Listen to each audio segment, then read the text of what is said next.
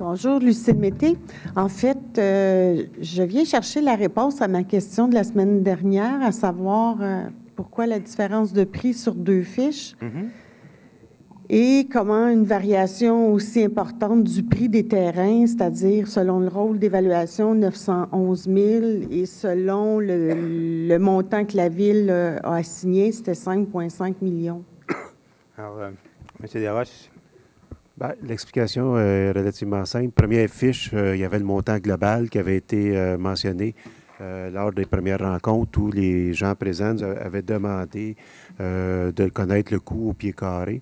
Les montants qui ont été donnés, ce n'est pas les montants au rôle d'évaluation, là on s'entend, ce sont des montants approximatifs en fonction de transactions de terrains similaires dans le secteur qui ne reposent pas sur une évaluation, qui sont une approximation, un ordre de grandeur, tout simplement, en fonction de transactions connues là, similaires. OK. Et juste vous dire, excusez, le rôle d'évaluation, il faut savoir qu'il représente la valeur 1 an et demi avant son dépôt. Donc, le rôle de toute fin pratique à 3 ans, c'est la valeur il y a 4 ans et demi, au mois de juillet, il y a 4 ans et demi. Donc, ça ne reflète plus au moment où on se parle les transactions là, actuelles sur le terrain. Et il y a un nouveau rôle qui va être déposé à l'automne aussi. Là. Oui, parce que c'est le rôle 2012-2015 qu'il y a actuellement. Là. Pardon? C'est le rôle 2012-2015. En vigueur présentement, effectivement. Ouais, c'est ça. Ouais. Moi, je suis partie avec l'évaluation qu'il y a actuellement. Donc, une valeur c'est 2012, on parle d'une valeur au mois de juillet 2011. Bien, quand on parle c'était global, c'est sûr que c'est une moyenne, en fait, mais le prix que la Ville avait indiqué était bien 5 millions. Puis basé sur des... la sous-question, parce que j'ai eu la réponse, puis je voulais éviter que ça soit un échange de courriel privé, là, pour avoir plus de détails au niveau public. Là, on m'a dit que le Boisé 44, M. Castonguay m'a écrit tantôt pour dire qu'il serait protégé par réglementation, que là, la Ville n'avait plus l'intention de l'acquérir pour le protéger. Je voulais savoir par quelle réglementation il va être protégé. Si vous permettez. Oui. Il y a une séance d'information et de consultation le 25, et l'ensemble de la stratégie va être présenté à ce moment-là, effectivement. OK. Puis, en tout cas, pour l'évaluation, puis en plus, j'ai pensé à ça, là, on a un notaire qui est conseiller, là, il peut nous aider puis nous guider dans ces évaluations-là. Ouais, mais il ne travaille pas pour rien, lui. Je pense qu'il est payé, là. Mais en fait, le prix est là pareil. Là, ce que je comprends, M. Desroches, c'est que vous me dites le rôle, ça a changé. Mais moi, si je me fie actuellement à ce que je vois, j'avais 29 cents le pied carré et la Ville l'évalue à 1,80. Puis ça reste encore une fois la question, c'est que les terrains sont vendus plus cher que les évaluations et vous dites que c'est en se basant sur des ventes. Puis moi, mon inquiétude, c'est est-ce qu'on paye trop cher ces terrains-là pour les inclure dans le plan de conservation? Est-ce que le plan de conservation est rendu un outil pour faire grimper le prix des boisés parce que c'est une façon pour les propriétaires actuels de s'en départir? C'est mon inquiétude que ça soit payé trop cher. Ça fait quelques fois qu'on voit, puis c'est des différences de plusieurs millions.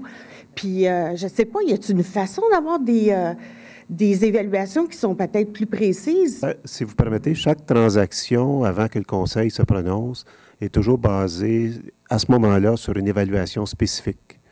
On fait faire par des professionnels en évaluation, une évaluation des propriétés, et chaque transaction...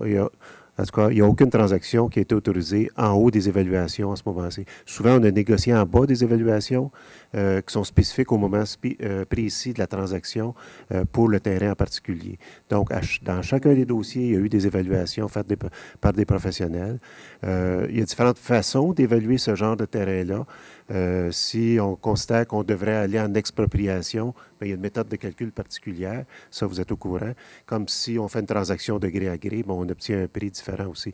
Mais chacune des transactions a fait l'objet, on n'utilise pas la valeur au rôle, mais a fait l'objet d'une évaluation spécifique par un professionnel. Et ce ne sont pas nos services municipaux qui font l'évaluation. OK.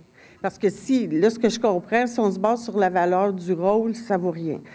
Bien, je veux dire, ça ne vaut rien. Il faut comprendre que le rôle, c'est un outil pour fin de taxation.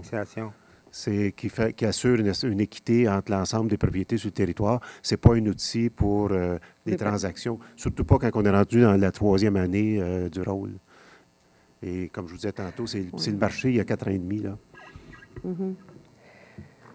Puis l'autre commentaire que je voulais juste, c'est que quand même, parce que quand on dit on a mis un prix au pied carré parce que c'est plus précis, c'est plus précis, bien, ça varie entre 0,5 et 2,50 du pied carré. Ça veut dire qu'il y a une variation de 6 millions dans la valeur du boisé.